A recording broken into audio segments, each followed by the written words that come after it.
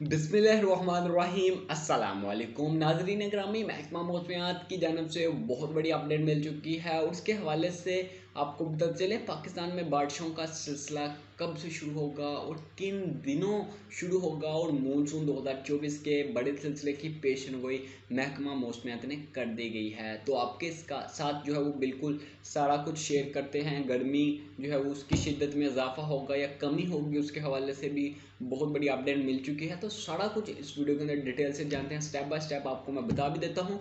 तो प्लीज़ इस वीडियो को लाइक लाजमी करना, चैनल को ज़रूर सब्सक्राइब करना। जितने भी हमारे न्यूज़ लवर्स हैं उनका फ़र्ज़ बनता है वो चैनल को लाजमी तौर पर सब्सक्राइब करके जाएँ।